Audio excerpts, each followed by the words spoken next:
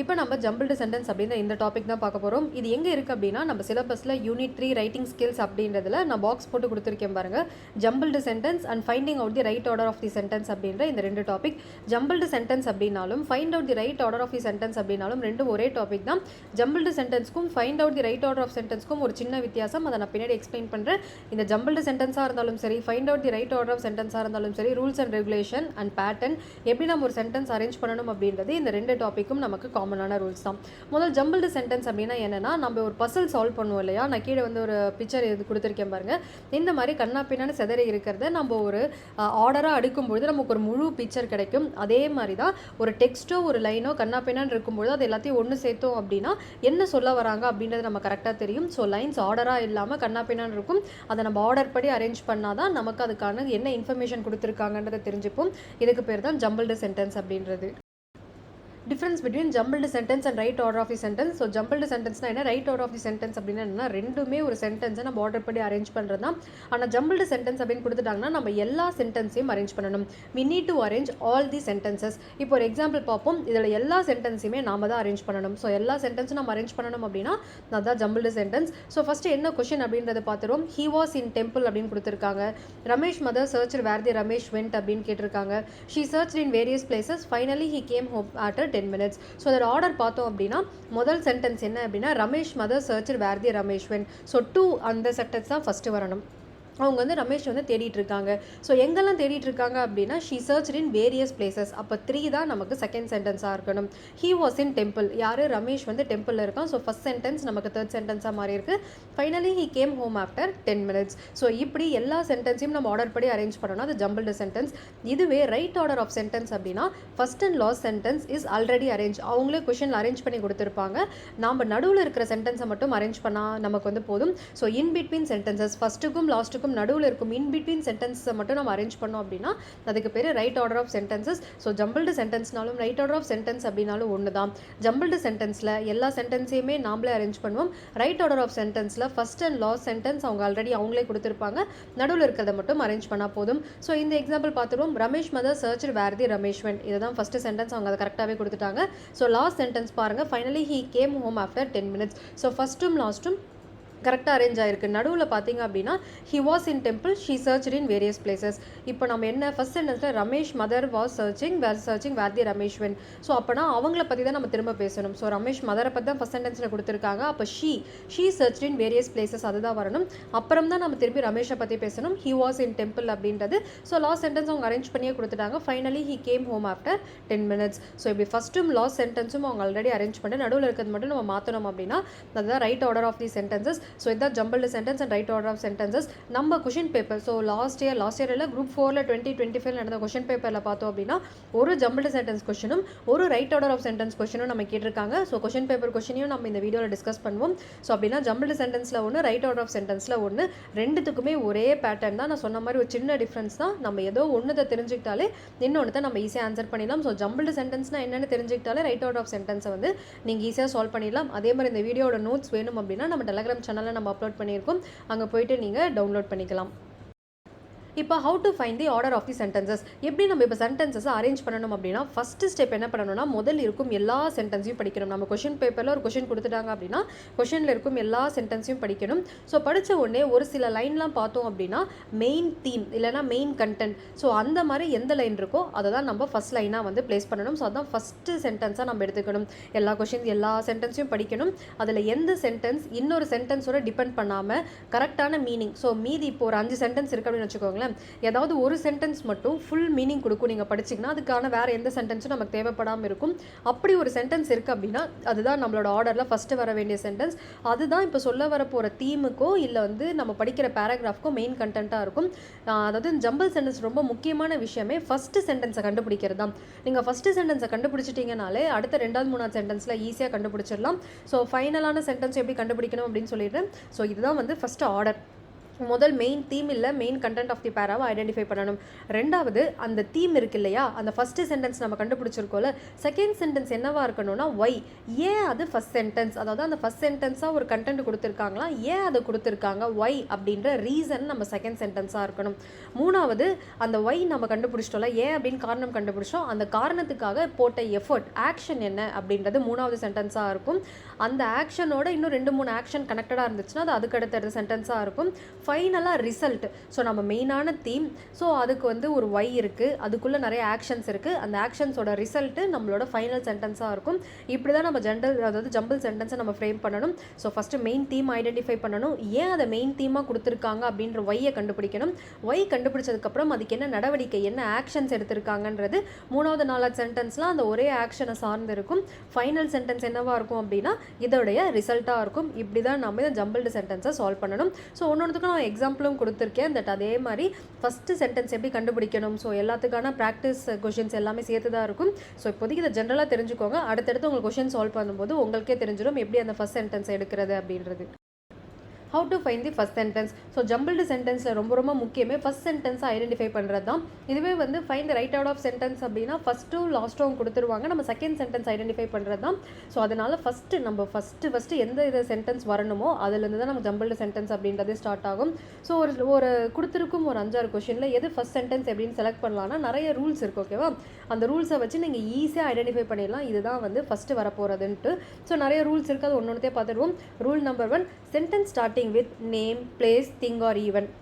So ஒருத்தவங்களோட பேர், place, things are events இதில் ஏதாவது ஒன்று ஸ்டார்டிங்கில் இருக்கும். ஸோ எக்ஸாம்பிள் பாருங்கள், corona was the greatest thread during 2021 அப்படின்னு 2020 to 2021 அப்படின்னு கேட்டிருப்பாங்க. ஸோ இல்லை கொரோனா அப்படின்ற வார்த்தை இது ஒரு ஈவெண்ட்டை வந்து குறிக்குது. ஈவெண்ட்னா ஒரு நடந்த ஒரு விஷயத்தை குறிக்குது. ஸோ அதனால் இந்த மாதிரி ஒரு ஈவெண்ட்டை குறிச்சிருந்துச்சுன்னா 4-5 சென்டென்ஸில் எந்த சென்டென்ஸ் இந்த மாதிரி ஒரு ஈவெண்ட்டை குறிச்சிருக்கோ அதுதான் ஃபஸ்ட் சென்டென்ஸ். அதே மாதிரி China is the fastest growing economy since 1990s அப்படின்ற சென்டென்ஸ். இதை சைனா அப்படின்ற வார்த்தை ஒரு பிளேஸை குறிப்பிட்டிருக்காங்க. ஸோ நீங்கள் படிங்க, அது ஏதாவது பேராகிராஃபில் ஒரு பிளேஸை பற்றி இந்த மாதிரி ரெப்ரசன்டேஷன் இருந்துச்சு அப்படின்னா அதுதான் நமக்கு ஆர்டரில் ஃபஸ்ட்டு வரும். Full Moon party is the most important tourist attraction in Philippines. So full Moon party இதுவும் ஒரு ஈவெண்ட்டை வந்து குறிக்குது. ஸோ ஃபுல்லாக படிங்க, ஏதாவது ஈவெண்ட், நேம், பிளேஸ், திங் இதை பற்றி ஏதாவது குறிப்பிட்டிருந்தாங்கன்னா அதுதான் நமக்கு ஃபஸ்ட் சென்டென்ஸாக இருக்கணும். இது ரூல் நம்பர் 1. ரெண்டாவது ரூல் நம்பர் 2, சில ஸ்டார்டிங் சென்டென்சஸ் எல்லாமே ஆர்டிகல்ஸ் வச்சு ஆரம்பிப்பாங்க. ஏ அண்ட் தி அப்படின்ற இந்த 3 ஆர்டிக்கலில் ஏதாவது ஒன்று இருக்கும். Example, the latest news in the New York lines is the rising price of petroleum products. New York லைன்ஸ்ன்றது ஒரு newspaper. So the latest news அந்த ஆர்டிக்கல் வச்சு ஆரம்பிக்கிற சென்டென்ஸாக இருக்கிறதுனால இந்த மாதிரி அந்த 4-5 சென்டென்ஸில் இந்த ஆர்டிக்கல் வச்சு ஆரம்பிக்கிற சென்டென்ஸ் உங்களுக்கு ஏதாவது தெரிஞ்சது அப்படின்னா அதை வந்து ஃபஸ்ட் சென்டென்ஸாக நீங்கள் எடுத்துக்கணும். அதே மாதிரி and electoral bond is a promissory note released during the time of election. இந்த இடத்துல an electoral bond an அப்படின்ற அந்த ஆர்டிக்கல் யூஸ் பண்ணியிருக்காங்க. ஸோ இந்த மாதிரி நீங்கள் அந்த 5 லைனையும் படிச்சுட்டு எங்கேயாவது ஆர்டிகல்ஸ் இருக்குது ஏ அண்ட் தி அந்த மாதிரி அந்த சென்டென்ஸ் உருவாகுது அப்படின்னா அந்த இடத்துல ஸ்டார்ட் ஆகுதுன்னா அது மேக்ஸிமம் 99% அதுதான் நமக்கு ஃபஸ்ட் சென்டென்ஸாக இருக்கும். இப்போ rule number 3, repetition of words continuously. So ஒரு வார்த்தை அந்த பேராகிராஃப் ஃபுல்லாக நிறைய இடத்துல ரிப்பீட் ஆகிட்டே இருக்குது அப்படின்னா ஸோ அந்த வார்த்தையோட எந்த லைன் ஃபஸ்ட்டு ஸ்டார்ட் ஆகுதோ அதுதான் நமக்கு ஆனால் ஃபஸ்ட் லைன். ஃபார் எக்ஸாம்பிள் நீங்கள் பாருங்கள், corona was a great threat during 2020 to 2021 அப்படின்றது ஃபஸ்ட் லைனில் கொடுத்துருக்காங்க. So corona was a great threat during 2020 to 2021. Death due to corona was increasing at an alarming rate. திரும்பியும் கொரோனா பற்றி சொல்லியிருக்காங்க. Research was continuously going to find vaccine for corona. திருப்பியும் corona பற்றி ஒரு mentioning இருக்குது. After long struggle and testing finally corona vaccine came to the consumer market. So இந்த topic ஃபுல்லாகவே corona பற்றி தான் பேசியிருக்காங்க. அதுலேயும் ஒரு லைனில் ஸ்டார்டிங்லேயே கொரோனா அப்படின்னு ஆரம்பிக்கிறதுனால ஸோ அந்த லைனுக்கு நம்ம வந்து ஃபஸ்ட் லைன் அப்படின்னு நம்ம வந்து எடுத்துப்போம். ஸோ இந்த மாதிரி கண்டினியூஸாக ஒரே வார்த்தை அந்த லைன் ஃபுல்லாக ரிப்பீட் ஆகிருந்துச்சுன்னா அந்த ரிப்பீட் ஆகிற வார்த்தையோட ஸ்டார்டிங் லைன் ரிப்பீட் ஆகிற வார்த்தை இருக்கும் ஸ்டார்டிங் லைன், இல்லை அதுக்கு முன்னாடி ஆர்டிகல்ஸ் ஏ அண்ட் தி அந்த மாதிரி ஆர்டிகல்ஸோட அந்த வார்த்தை ஸ்டார்ட் ஆகுதுன்னா அதுதான் நமக்கு ஃபஸ்ட் லைனாக இருக்கும். அடுத்தது rule number 4, sentence start with once upon a time, one இந்த மாதிரியான வார்த்தைகள் நீங்கள் பார்த்தீங்க அப்படின்னா அதுதான் வந்து அந்த ஜம்பிள் சென்டென்ஸோட ஃபஸ்ட்டாக இருக்கும். For example, once there was a village with happy people. அந்த once upon a time, one இந்த மாதிரி வார்த்தைகள்லாம் பார்த்தீங்கன்னா அதுதான் வந்து ஜம்பிள் சென்டென்ஸோடைய ஃபஸ்ட்டு சென்டென்ஸாக இருக்கும். ஸோ இதெல்லாம் தான் நமக்கு 4 டைப் ஆஃப் ரூல். ஒன்று அது நேம், பிளேஸ், திங், ஈவெண்ட் பற்றி இருக்கலாம், இல்லைனா ஆர்டிக்கலோட ஸ்டார்ட் ஆகலாம், இல்லைனா அந்த வார்த்தை கண்டினியூஸாக அந்த கொஷின் ஃபுல்லாக ரிப்பீட் ஆகியிருக்கும். எந்த லைனில் அது ஃபஸ்ட்டு வார்த்தையாவோ இல்லை ஆர்டிக்கல் முன்னாடி அது ரிப்பீட் ஆகிற வார்த்தை ஸ்டார்ட் ஆகுதோ அந்த லைன் நம்மளோட ஃபஸ்ட் லைனாக இருக்கும். இல்லைனா once upon a time, so once இந்த மாதிரி வார்த்தைகள்லாம் பார்த்தீங்கன்னா அதுதான் நமக்கு ஃபஸ்ட் சென்டென்ஸாக இருக்கும். இதுதான் rules to find the first sentence. இப்போ எப்படிலாம் இருந்தால் அது ஃபஸ்ட் சென்டென்ஸ் அப்படின்னு சொல்லி பார்த்தோம். எப்படியெல்லாம் இருக்கக்கூடாது அப்படின்றதுக்கும் சொல்கிறேன். Sentence should not start with தட்டு, தீஸு, தஸ்ஸு, தோஸ் இந்த மாதிரி வார்த்தைகளை ஸ்டார்ட் ஆகக்கூடாது. But, so, now, finally, however, he, she, they, them, it இந்த மாதிரியான எந்த ப்ரொனவுன்ஸ்லேயுமே ஒரு சென்டென்ஸ் ஸ்டார்ட் ஆகக்கூடாது. அப்படி ஒரு சென்டென்ஸ் ஸ்டார்ட் ஆகுது அப்படின்னா அது ஃபஸ்ட் லைனாக இருக்கிறதுக்கு வாய்ப்பே இல்லை. ஸோ இந்த வார்த்தைகளில் வந்து ஃபஸ்ட் லைன் வந்து எப்போயுமே ஸ்டார்ட் ஆகாது. ஏன்னா திரும்ப திரும்ப ஃபஸ்ட் லைனை வந்து இவ்வளோ இம்பார்ட்டன்ஸ் கொடுக்குறேன் அப்படின்னா நீங்கள் ஃபஸ்ட் லைனை கண்டுபிடிக்கிறது தான் கஷ்டம். ஸோ ஃபஸ்ட்டு ஒரு லைனை கண்டுபிடிச்சிட்டிங்கன்னா அடுத்தடுத்து ஏன் அந்த லைனை கொடுத்துருக்காங்க அப்படின்ற வை ஈஸியாக கண்டுபிடிச்சிடலாம். அப்படி அந்த வை கண்டுபிடிச்சிட்டிங்கன்னா அடுத்தடுத்து என்னென்ன ஆக்ஷன் செஞ்சுருக்காங்கன்றதை கண்டுபிடிச்சிருவீங்க. அந்த ஆக்ஷனுக்கான ரிசல்ட்டு ஃபைனல் லைனை நீங்கள் ஈஸியாக கண்டுபிடிச்சிடலாம். ஸோ ஃபஸ்ட் லைன் ஐடென்டிஃபை பண்ணுறது தான் ஜம்பிள்டு சென்டென்ஸில் இருக்கிறதுலே கொஞ்சம் ட்ரிக்கியான விஷயம். So types of jumbled sentence அப்படின்னு எடுத்துக்கிட்டோம் அப்படின்னா ஜம்பிள்டு சென்டென்ஸை 2 வகையை கொடுத்துருப்பாங்க. ஒன்று ஒரே விஷயத்தை பற்றி அந்த 4-5 சென்டென்ஸ்லையும் பேசியிருப்பாங்க. அதுக்கு பேர் சிங்கிள் தீம் அப்படின்னு சொல்லுவாங்க. ஸோ ஒரே விஷயத்தை அந்த 4-5 லைன்லையும் பேசியிருப்பாங்க. 2 stories in a single paragraph. அதே மாதிரி ஒரு 5 சென்டென்ஸ் கொடுத்துருக்காங்கன்னா முதல் 3 சென்டென்ஸ் ஒரு கதையை சொல்லும். ரிமைனிங் இருக்கும் 2 சென்டென்ஸ் அந்த முதல் கதையோட தொடர்புடைய இன்னொரு கதையை வந்து சொல்லும். அப்படின்னா 2 ஸ்டோரிஸ் அப்படின்னு வந்து சொல்லுவாங்க. ஸோ ஒரே 4-5 சென்டென்ஸும் ஒரே தீமை மீன் பண்ணிச்சுன்னா அது சிங்கிள் தீம். இல்லை அப்படின்னா அது 2 ஸ்டோரிஸ் அப்படின்றது. ஸோ ஃபஸ்ட்டு 3 இல்லை 2 சென்டென்ஸ் ஒரு கதையை சொல்லும். அந்த கதையோட தொடர்புடையது இன்னும் 2-3 சென்டென்ஸில் சொல்லியிருப்பாங்க. ஸோ இதுதான் டைப் ஆஃப் ஜம்பிள்டு சென்டென்ஸ். அடுத்தது நம்ம இது எல்லாமே இப்போ ஜஸ்ட் நம்ம ரூல்ஸு இதெல்லாம் தான் பார்த்துருக்கோம். உங்களுக்கு இந்த ப்ராக்டிஸ் கொஷின் சால்வ் பண்ண எப்படி நீங்கள் ஜம்பிள் சென்டென்ஸ் ஈஸியாக சால்வ் பண்ணணும் அப்படின்றத புரிஞ்சுக்கலாம். நான் வெளியிருந்து ப்ராக்டிஸ் கொஷினும் கொடுத்துருக்கேன். அதே மாதிரி ப்ரீவியஸ் இயர் நம்ம கொஷின் பேப்பர் கொஷினும் உங்களுக்கு சால்வ் பண்ணியிருக்கேன். நம்ம முதல் ப்ராக்டிஸ் கொஷின் ஃபுல்லாக சால்வ் பண்ணி பார்த்துட்டு உங்களுக்கு ஒரு ஐடியா வந்ததுக்கப்புறம் நீங்கள் கொஷின் பேப்பரோட கொஷினை சால்வ் பண்ணி பாருங்கள். உங்களுக்கே வந்து கான்ஃபிடென்ட்டாக இந்த ஜம்பிள்டு சென்டென்ஸை உங்களால் ஈஸியாக அரேஞ்ச் பண்ண முடியும் அப்படின்றது தெரியும். ஸோ ஒவ்வொரு ப்ராக்டிஸ் கொஷினும் ஒவ்வொரு டிஃப்ரெண்ட் டைப்ஸில் நான் கொடுத்துருக்கேன். ஸோ ஒவ்வொரு கொஷினும் நான் எப்படி சால்வ் பண்ணுறேன் அப்படின்றத பாருங்கள். ஸோ இதே மெத்தடில் தான் நீங்கள் எக்ஸாம் ரூம்லையும் இந்த ஜம்பிள்டு சென்டென்ஸை நீங்கள் ஃப்ரேம் பண்ணணும். இப்போ நம்ம பார்க்க போகிற இந்த ப்ராக்டிஸ் கொஷின் எல்லாமே easy level of question, medium level of question, tough level of question, difficult level of question அப்படின்ற 3 லெவல் ஆஃப் கொஷினுமே பார்க்க போகிறோம். ஃபஸ்ட்டு ஈஸியான கொஷின்லேருந்து ஆரம்பிப்போம். முதல்ல ஒரு ஜம்பிள்டு சென்டென்ஸ் நம்ம கொடுத்துருக்காங்க அப்படின்னா எப்படி நம்ம ஆர்டர் பண்ணலாம், நம்ம முன்னாடி படித்த ரூல்ஸு எவ்வளோ தூரம் இங்கே அப்ளை ஆகுது அப்படின்றத வச்சு தான் இந்த கொஷின்ஸை நம்ம சால்வ் பண்ண போகிறோம். ஸோ ஃபஸ்ட் கொஷின் பார்த்துருவோம். Arrange the following sentence in the correct order அப்படின்னா அந்த ஜம்பிள்டு சென்டென்ஸ் கரெக்ட் ஆர்டர்னு கொடுத்துருந்தாலும் அந்த ஜம்பிள்டு சென்டென்ஸ் தான். ரைட் ஆர்டர் அப்படின்னு கேட்டிருந்தாலும் அதுவும் ஜம்பிள்டு சென்டென்ஸ் கொஷின் தான். ஸோ ஃபஸ்ட்டு இருக்கிற கொஷினை படிச்சிருவோம். அப்புறம் எப்படி ஆர்டர் பண்ணலாம் அப்படின்றத பார்ப்போம். ஏல என்ன கொடுத்துருக்காங்க, till date it has no cure. So இந்த ஃபஸ்ட் லைனை படிக்கும்பொழுது it has no cure, it அப்படின்ற வார்த்தை ப்ரொனவுன் வந்திருக்கு. இது ஃபஸ்ட் லைனாக நமக்கு இருக்க வாய்ப்பில்லை. ஸோ ஏவை விட்டுருவோம். அடுத்தது பியை சால்வ் பண்ணி பார்ப்போம். Ebola outbreak is the most deadliest virus in human history. So first வார்த்தை ஒரு லைனுடைய ஃபஸ்ட்டு வார்த்தை எடுத்து பாருங்கள். அது ஏதாவது நேம், பிளேஸ், ஈவெண்ட் இது எதையாவது மீன் பண்ணுதான்னு பார்த்தோன்னா எபோலா அப்படின்றது ஒரு டிசீஸ். இந்த இடத்துல அது ஈவெண்ட்டோடைய கேட்டகரியில் வரும். நம்ம முன்னாடி கொரோனா எக்ஸாம்பிள் வச்சு பார்த்தோம் இல்லையா. ஸோ அந்த மாதிரி டிசீஸ்லாம் பார்த்தீங்கன்னா ஈவெண்ட் கேட்டகரிக்குள்ளே வரும். அப்போனா இந்த இடத்துல ஃபஸ்ட்டு வார்த்தையாக ஒரு ஈவெண்ட் எபோலாவை பற்றி சொல்லியிருக்காங்க. Ebola outbreak is the most deadly virus in the human history. அப்போ இந்த பி தான் நமக்கு என்னவா இருக்கணும் அப்படின்னா ஃபஸ்ட் சென்டென்ஸாக இருக்கணும். பட் படித்தோடனே கன்க்ளூட் பண்ணாதீங்க. மொத்தமாக எல்லா சென்டென்ஸையும் படிச்சுட்டு அப்புறமும் உங்களுக்கு நீங்கள் சூஸ் பண்ண அந்த ஃபஸ்ட் சென்டென்ஸ் தான் ரைட்டாக இருக்கும்னு தோணுச்சுன்னா தான் சூஸ் பண்ணணும். ஸோ நம்ம சியும் டியும் பார்த்துட்டு திருப்பி பி கரெக்டாக இல்லையான்னு பார்த்துருவோம். ஸோ அடுத்தது சியில் பார்ப்போம். research is still at large to find the cure. So நம்ம research is still at large to find the cure. C படிக்கும்பொழுது நமக்கு எந்த மீனிங்கும் நம்ம கொடுக்கல. இதே பிஏ படிங்களேன். Ebola outbreak is the most deadliest virus in human history அப்படின்னா மனித வரலாற்றிலே மிக கொடூரமான வைரஸ் அப்படின்றது இந்த எபோலா வைரஸ்ன்றாங்க. ஸோ அதே மாதிரி எப்பயுமே ஃபஸ்ட் சென்டென்ஸில் உங்களுக்கு ஃபுல் மீனிங் இருக்கும். ஸோ மற்ற எந்த சென்டென்ஸையும் லிங்க் பண்ணாமல் ஃபஸ்ட் சென்டென்ஸாக வரப்போகிற சென்டென்ஸில் ஃபுல் மீனிங் இருக்கும். அப்படின்னா நமக்கு பியில் மட்டும்தான் ஃபுல் மீனிங் இருக்கும். அதே மாதிரி டிஐயும் பாருங்கள். It has taken numerous lifes in Africa.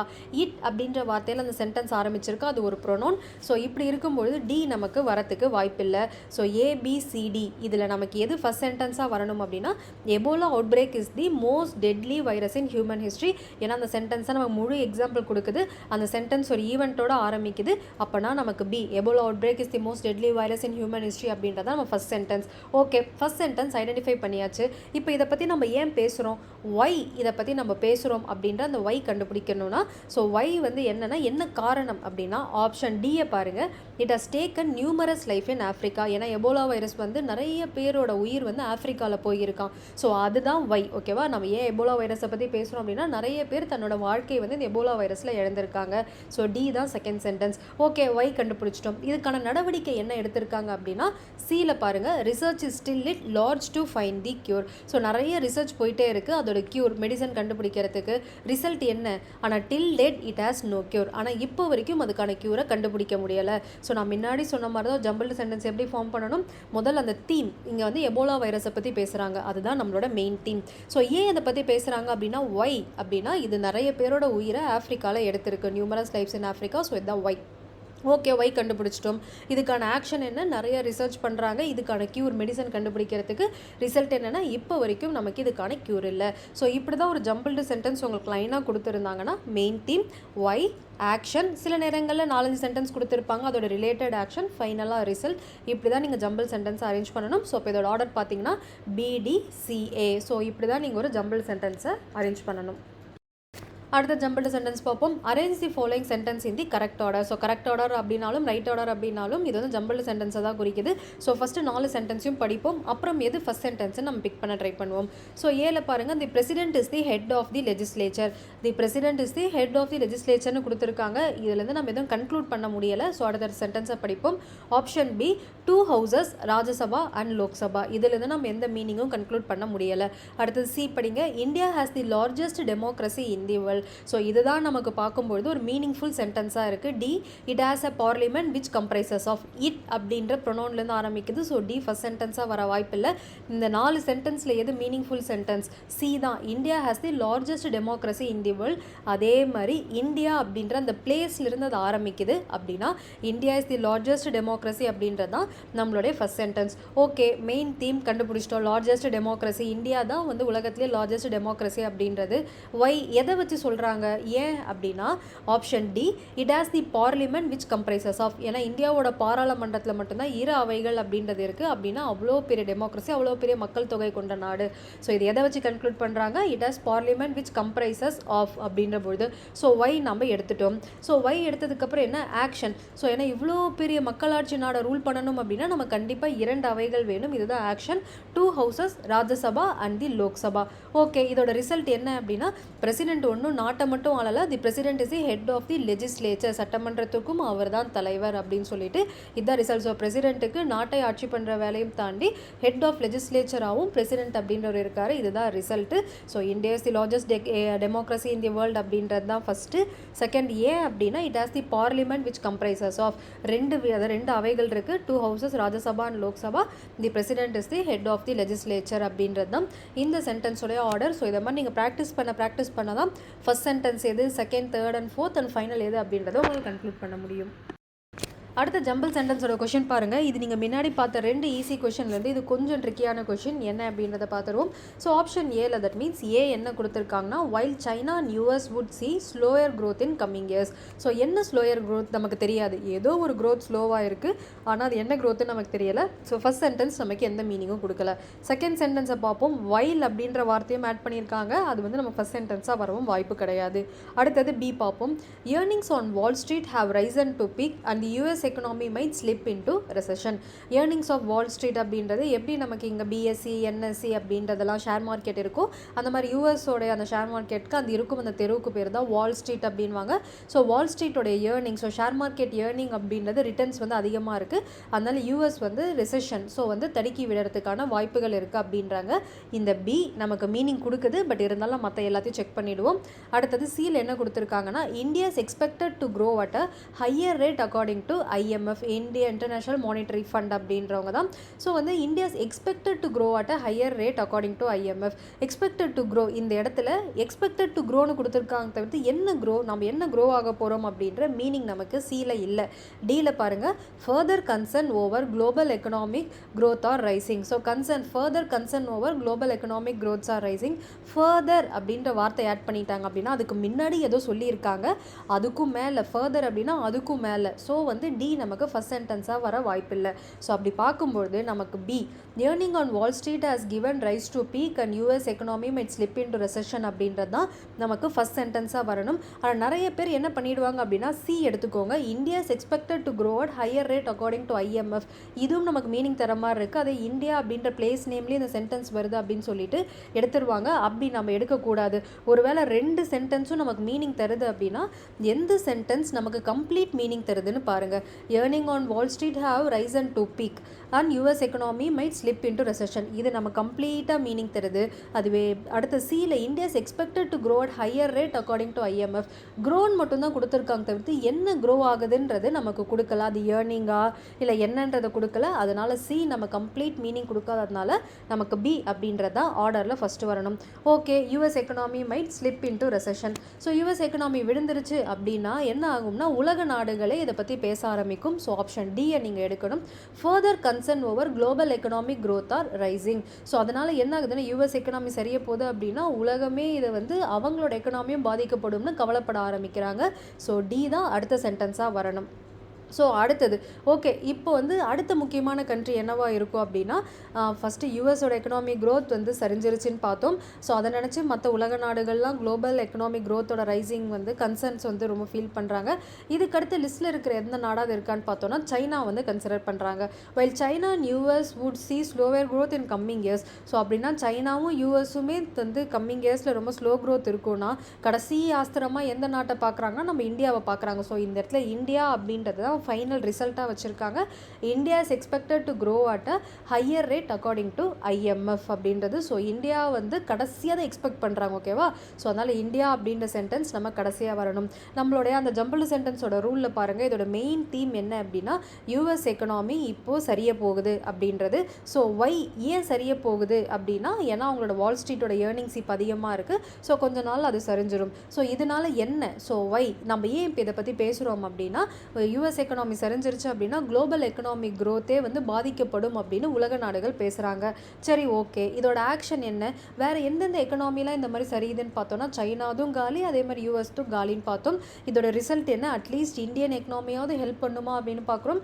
S, Indian economy help பண்ணும் அப்படின்றது ஐஎம்எஃப் உடைய ஒரு கூற்று. ஸோ இந்த மாதிரி தான் நம்ம இந்த ஜம்பிள்டு சென்டென்ஸை இந்த மாதிரி ஆர்டர் பண்ணணும். இப்போ நம்ம கொஞ்சம் high level of difficult level of questions என்னென்ன அப்படின்றத வந்து பார்த்துருவோம்.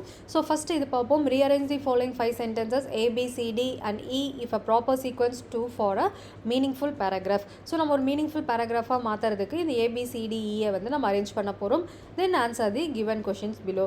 ஸோ ஃபஸ்ட்டு ஏயில் என்ன கொடுத்துருக்காங்கன்னா this has contributed to inflation and it seems there will be no respite on this front given the tension in Middle East due to the US aggressive posture towards Iran. இந்த sentence எதில் ஆரம்பிச்சிருக்கு, this அப்படின்றதுல ஆரம்பிச்சிருக்கு. So இது நமக்கு first சென்டென்ஸாக வர வாய்ப்பில்லை. Option அதாவது கொஷின் பியில் என்ன கொடுத்துருக்காங்கன்னு பார்ப்போம். The latest news is that retail inflation has risen to 7.35% in December 2019 which is the highest rate of inflation since July 2014. So ஒரு நியூஸ் பேப்பரில் ஒரு இன்சிடென்ட் கொடுத்துருக்காங்க. ரீட்டைல் இன்ஃப்ளேஷன் 7.3% ரைஸ் ஆகிருக்கு இந்த வருஷத்தில் 2019. 2014 இப்போ வரைக்கும் இதுதான் ஹையஸ்ட் ரைஸ் அப்படின்ற பொழுது நமக்கு பி தான் ஒரு மீனிங்ஃபுல்லான சென்டென்ஸை கொடுக்குது. பட் இருந்தாலும் சிடிஏ செக் பண்ணிடுவோம். சியில் என்ன கொடுத்துருக்காங்க, the wholesale price index has also அப்படின்னா அதுக்கு முன்னாடி வேறு ஏதோ ஒன்று சொல்லியிருக்காங்க. அப்போ தான் ஆல்சோன்ற வார்த்தை யூஸ் பண்ண முடியும். Short up to 7 months high in 2.6% in December. So C நமக்கு ஃபஸ்ட் சென்டென்ஸாக வர வாய்ப்பில்லை, ஏன்னா ஆல்சோ அப்படின்ற வார்த்தையை யூஸ் பண்ணதுனால.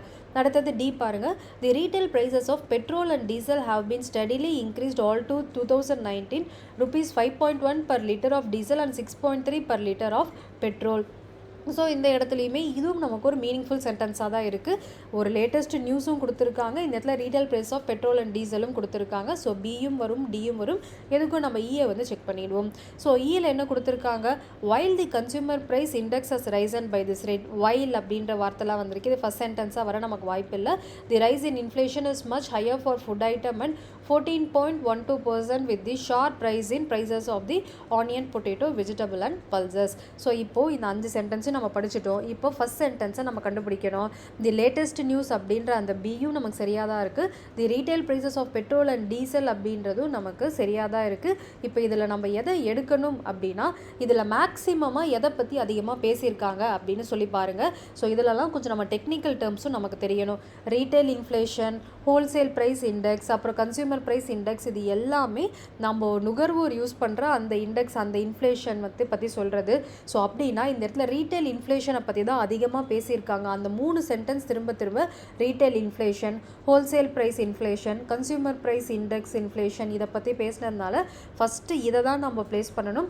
அப்போ பியா டியா அப்படின்னு பார்க்கும்பொழுது பி சென்டென்ஸ் தான் நமக்கு ஃபஸ்ட்டு வரும். ஸோ பி தான் நமக்கு ஃபஸ்ட் சென்டென்ஸ். அதுக்கப்புறம் தான் பார்த்திங்கன்னா இந்த பெட்ரோல் டீசல் ப்ரைஸை பற்றிலாம் பேசியிருக்காங்க. பெட்ரோல் டீசல் ப்ரைஸை பற்றி 2 சென்டென்ஸ் தான் பேசியிருக்காங்க. எது அதிகமாக பேசியிருக்காங்களோ அதை ஃபஸ்ட்டாகவும், நான் முன்னாடியே சொன்ன டைப் ஆஃப் ஜம்பிள்டு சென்டென்ஸில் 2 டைப் இருக்குது அப்படின்னு சொல்லிட்டு ஒரே சினாரியோ வச்சு நம்ம இதுக்கு முன்னாடி வரைக்கும் பார்த்துட்டு இருந்தோம். இப்போ 2 ஸ்டோரிஸ் இருக்குது. ஒன்று ரீட்டைல் ப்ரைஸ், நுகர்வோருக்கான அந்த வெஜிடபிள் ப்ரைஸ் இன்க்ரீஸ் ஆகிறத பற்றியும் இருக்குது, பெட்ரோல் டீசல் ப்ரைஸ் இன்க்ரீஸை பற்றியும் இருக்குது. ஸோ எது அதிகமாக பேசப்படுதோ அது ஃபஸ்ட்டாக இருக்கணும், எது கொஞ்சம் கம்மியாக பேசப்படுதோ அது செகண்டாக இருக்கணும். இங்கே ரீட்டைல் இன்ஃப்ளேஷன் அதிகமாக பேசினதுனால பி தான் நமக்கு ஃபஸ்ட்டு. ஓகேவா? தி latest news is that retail inflation has risen to 7.35% in December 2019, which is the highest rate of inflation since July 2014. Okay, இது ஃபர்ஸ்ட் சென்டென்ஸ். நம்ம நியூஸில் இந்த மாதிரி ரீட்டைல் இன்ஃப்ளேஷன் அதிகமாகிடுச்சு அப்படின்னு பார்த்தோம். இதனால் என்ன ஆகுது அப்படின்னா, ஸோ வைல் ஆப்ஷன் ஈயில் பாருங்கள், while the consumer price index and risen by this rate, the rise in inflation is much higher for food item 14.12% with the sharp increase in onion, potato, vegetable and pulses. So அதனால் என்ன ஆகுதுன்னா காய்கறி விலைவாசியும் அதிகமாகுது. இதனால் என்ன ஆகுது அப்படின்னா தி wholesale, காய்கறியெல்லாம் ஹோல்சேலாக வாங்கினா கூட அந்த ப்ரைஸ் கூட பார்த்திங்க அப்படின்னா shot up to 2.6% in December. So retail price அதிகமாகுது, ரீட்டைல் ப்ரைஸோட இன்ஃப்ளேஷன் அதிகமாகுது, அதனால் காய்கறி விலையும் அதிகமாகுது, அதனால் ஹோல்சேல் ப்ரைஸ் இண்டெக்ஸும் நமக்கு அதிகமாகுது. ஃபஸ்ட்டு இந்த 3 சென்டென்ஸை பேசி முடிக்கிறோம். அடுத்தது தான் நம்ம இன்னொரு கதைக்கு வரும். அப்போ தான் நம்ம டிஏ திரும்பி ஒரு சென்டென்ஸாக எடுக்கிறோம். The retail prices of petrol and diesel have been steadily increased all through 2019. Diesel 5.1 rupees per liter rise ஆகிருக்கு, 6.3 rupees per liter petrol rise ஆகியிருக்கு. இதற்கான காரணம் ஒய் அப்படின்னு சொல்லி பார்த்தோம் அப்படின்னா மிடில் ஈஸ்ட் கண்ட்ரிலேருந்து நம்ம பெட்ரோல் வாங்குவோம். ஏக்கு போயிடுங்க. This has contributed to inflation and it seems there will be no respite on this front given the tension in the middle east due to the US aggressive posture toward Iran. So Iran, Iraq, Saudi இந்த மாதிரி நாடுகள் கிட்ட இருந்தால் petrol வாங்குவோம். So இந்த மாதிரி middle east கண்ட்ரிக்கு மேலாம் யூஎஸ் நிறைய தடை விதிச்சிருக்கிறதுனால நமக்கு பெட்ரோல் டீசல் விலை அதிகரிச்சிருக்கு அப்படின்னு சொல்லிட்டு பிஇசி டிஏ. ஸோ இந்த மாதிரி ஆர்டரில் நம்ம ஜம்பிள்டு சென்டென்ஸை அடுக்க வேண்டியது வரும். இதெல்லாம் நமக்கு நியூஸ் பேப்பர்லேருந்து கிடைக்கிற அந்த ஹோல்டிங்ஸ். ஸோ இந்த மாதிரி 2 ஸ்டார்டிங் சென்டென்சஸ் இருக்குது அப்படின்னா 2 டிஃப்ரெண்ட் ஸ்டோரி சொல்கிறாங்கன்னு அர்த்தம். ஆனால் எந்த ஸ்டோரிக்கு அதிகமாக பேசியிருக்காங்களோ அதை ஃபஸ்ட்டாகவும், எது கம்மியாக பேசப்பட்டாங்களோ அது செகண்ட் ஆர்டர்லையும் நம்ம எடுக்கணும். ஸோ இந்த மாதிரி கொஷின்ஸும் பார்த்துக்கணும். Rearrange the following 6 sentences A, B, C, D, E and F to make a meaningful paragraph and answer the following question. So நமக்கு ஒரு 6 சென்டென்ஸ் கொடுத்துருக்காங்க. இது எப்படி அரேஞ்ச் பண்ணலாம் அப்படின்னு பார்ப்போம். ஸோ ஃபஸ்ட்டு எல்லா சென்டென்ஸையும் படிப்போம். The difference between the prices at which the treasury bills are issued and the redemption value is the interest receivable on them and it is called discount. So இந்த இடத்துல ஒரு treasury பில்லை issue பண்ணுறாங்களா, அதோட redemption, அதை விற்கும்பொழுது ஒரு interest நம்ம வரும், அந்த இன்ட்ரெஸ்ட் வேல்யூக்கு பேர் தான் டிஸ்கவுண்ட் அப்படின்றாங்க.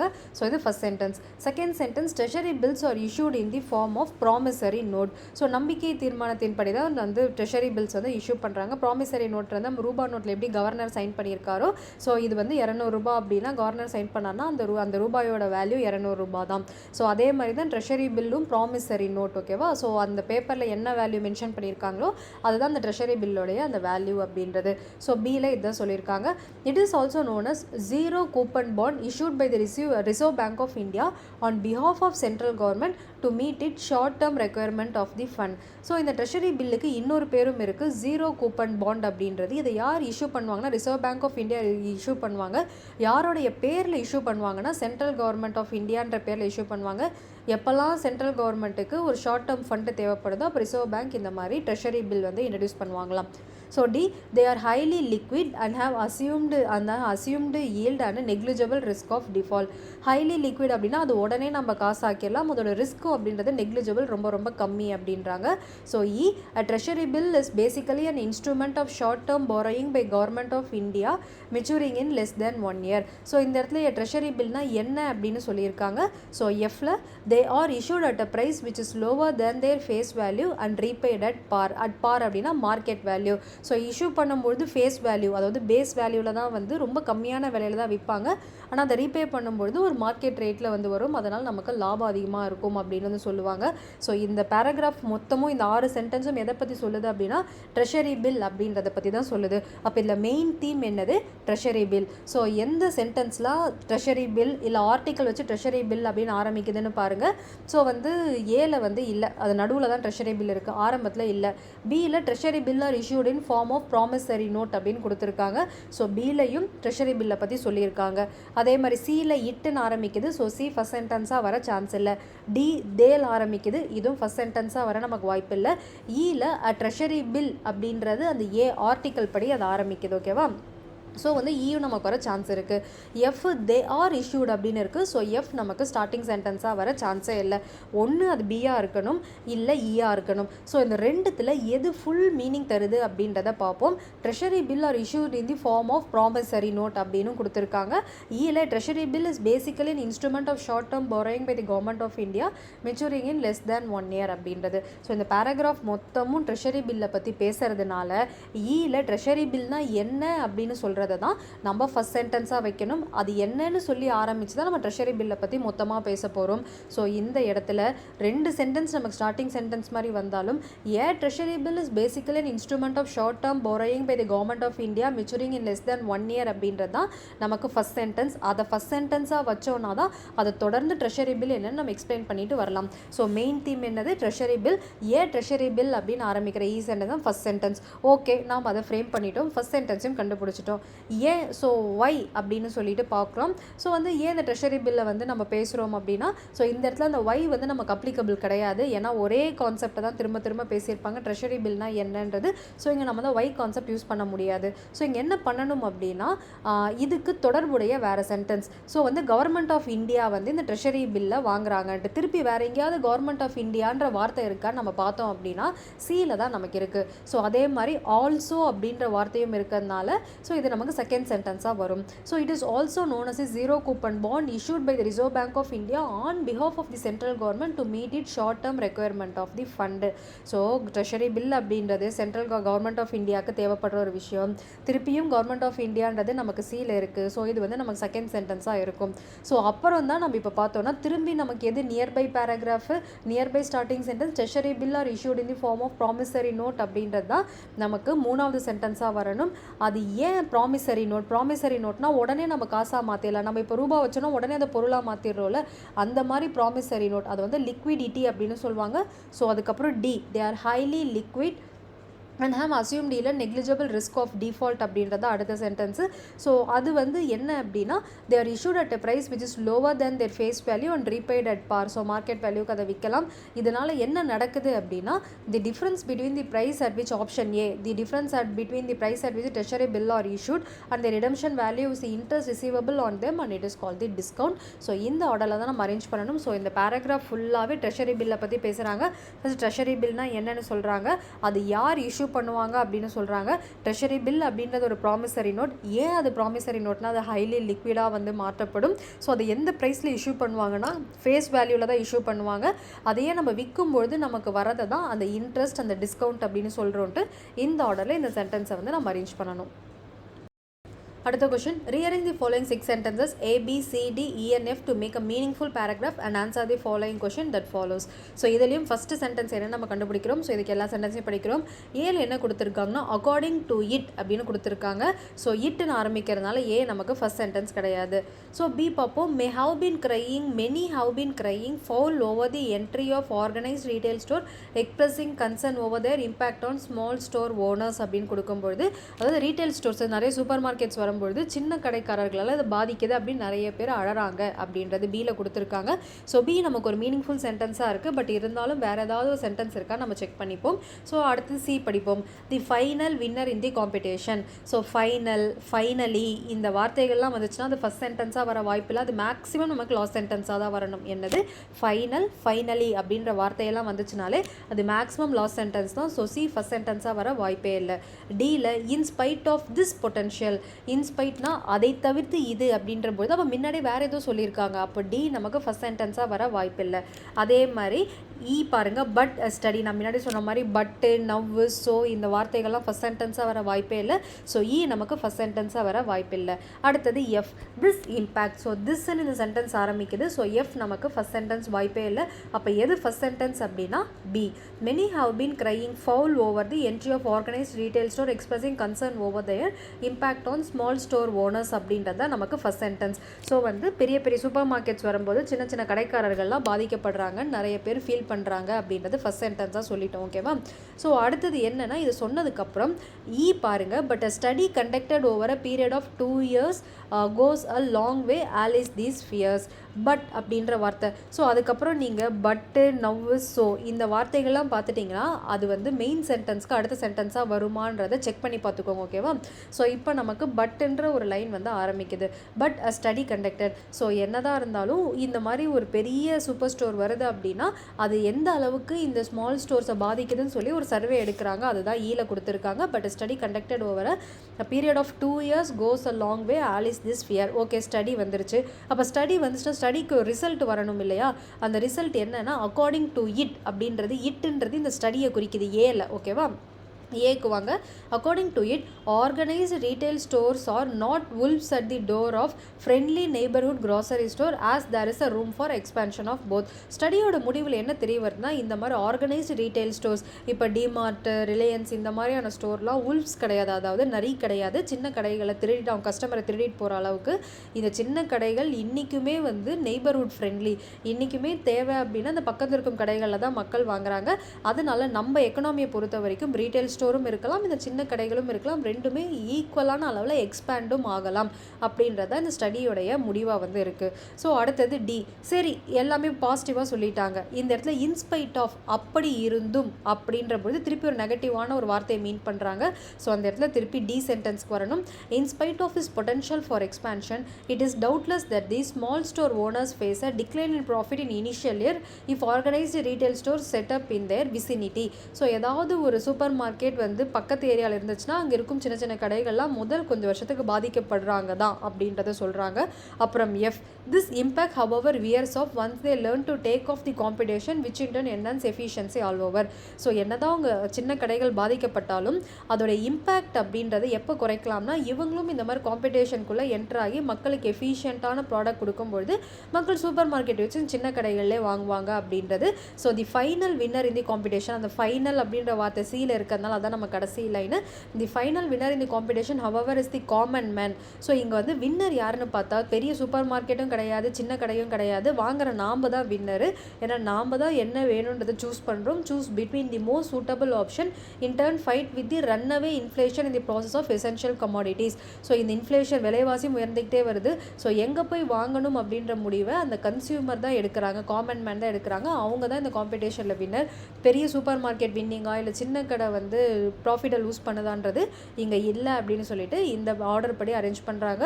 BEADFC. ஸோ ஃபஸ்ட்டு சென்டென்ஸை கண்டுபிடிக்கிறது தான் கஷ்டம். ஸோ அதை கண்டுபிடிச்சிட்டிங்க அப்படின்னா பட்டு, நவ்வு, ஸோ இந்த வார்த்தைகள்லாம் இருக்கான்னு பாருங்கள். அது மேக்ஸிமம் ஃபஸ்ட் சென்டென்ஸ்க்கு அடுத்த சென்டென்ஸாக வரும். ஸோ அந்த சென்டென்ஸ் கண்டுபிடிச்சிங்கன்னா அடுத்தடுத்து என்னன்ற போது உங்களுக்கு ஈஸியாக அரேஞ்ச் பண்ணிட முடியும். ஃபைனலி அப்படின்ற வார்த்தைகள்லாம் வந்துச்சுன்னா அந்த லைன் மேக்ஸிமம் லாஸ்ட் லைனாக தான் இருக்கும்.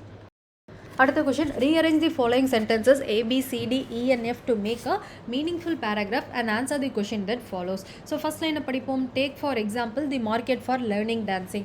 Take for example னு கொடுத்துருக்காங்க. எக்ஸாம்பிள் நம்ம எப்போ கொடுப்போம்? ஒரு டெஃபினேஷன் கொடுத்ததுக்கு அப்புறம் தான் நம்ம எக்ஸாம்பிள் அப்படின்றத கொடுப்போம். அப்படின்னா ஏன் நமக்கு ஃபர்ஸ்ட் வர வாய்ப்பில்லை. ரெண்டாவது this could never happen. Thisன்னு ஆரம்பிக்கிறதுனால B நமக்கு ஃபர்ஸ்ட் சென்டென்ஸாக வர வாய்ப்புகள் இல்லை. பட் இருந்தாலும் நம்ம கண்டென்ட் என்னன்னு தெரிஞ்சுக்கிறதுக்காக ஃபுல்லாகவே படிச்சிடும். This could never happen if there was a central board of dancing education which enforces strict standard of what will be taught and how such things are to be taught அப்படின்னு கொடுத்துருக்காங்க. சீல பார்ப்போம். The Indian education system is built on the presumption that if something is good for one child it is good for all children. So வந்து நமக்கு C தான் என்ன சொல்கிறாங்கன்னா, Indian education system என்ன யோசிக்குதுன்னா, ஒரு குழந்தைக்கு ஒரு விஷயம் நல்லது செஞ்சுன்னா எல்லா குழந்தைக்கும் அதுவே நல்லது செய்யும் அப்படின்னு நினைக்கிறாங்கன்றது.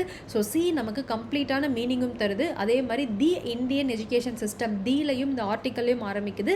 ஸோ எதை மீன் பண்ணுது அப்படின்னா இந்தியன் எஜுகேஷனை மீன் பண்ணுது, நம்ம கம்ப்ளீட்டாகவும் மீனிங்கும் கொடுக்குது. ஸோ சி நமக்கு ஃபஸ்ட்டாக வர வாய்ப்பு இருக்குது. பட் டிஇஎஃப் எதுக்கும் இதோ செக் பண்ணிப்போம்.